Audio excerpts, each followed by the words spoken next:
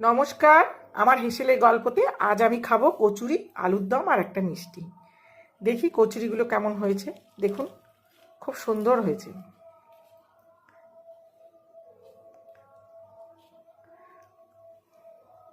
এবার আমি খেয়ে নেব আর আপনাদের রেসিপিটা দেখাবো। দেখে নিন তাহলে কিভাবে আমি তৈরি করছি। কিন্তু আলুর দমটা আমি সকালে করেছি, কচুরিটা আমি আপনাদের দেখাবো। চলুন তাহলে। মটরশুঁটি, আদা, কাঁচা লঙ্কা আর একটু মৌরি বাটবো। মৌরিটা আগে একটু বেটে নেব, তারপর এর সাথে আদা কাঁচা লঙ্কা মেশাবো। মটরশুঁটি, লঙ্কার মৌরি এটা বেটে নিয়েছি। দেখুন, আমি খুব মিহি করিনি, এইভাবে বেটেছি। তেল গরম হয়ে গেছে, হিং ফোড়ন দেবো। আদা, মৌরি, কাঁচা লঙ্কা বাটা দেবো, দিয়ে একটু কষে নেব। কষানো হয়ে গেছে, এবার মটরশুঁটি বাটাটা দিয়ে দেবো। এবারে নুন দেব, এবারে চিনি দেব। আপনারা যে যেরকম চিনি খাবেন সেরকম দেবেন। এবার এটা কষে নিচ্ছি। অনেকটা কষানো হয়ে গেছে, এবার 1 চামচে বেসন দিয়ে দেবো।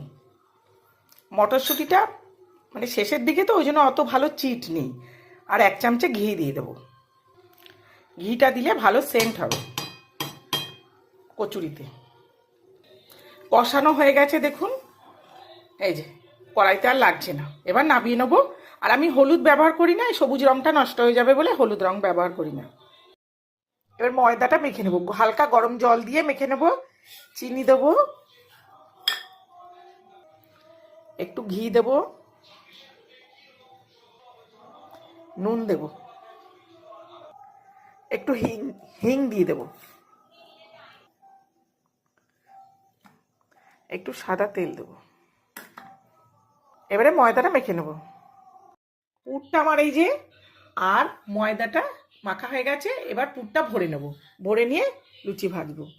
ভরে নিয়ে ফিরে আসছি। পুরগুলো সব ভরা হয়ে গেছে, এবার ভেজে নেব। লুচিগুলো আমি ভেজে নিচ্ছি, লুচি নয় সরি, কচুরিগুলো আমি ভেজে নিচ্ছি।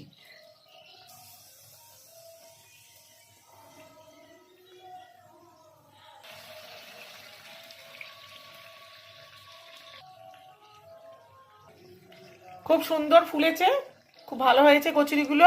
এবার তুলে নেব। কচুরি আমার তৈরি, এবার খাবো। একটু বাদে খাচ্ছি।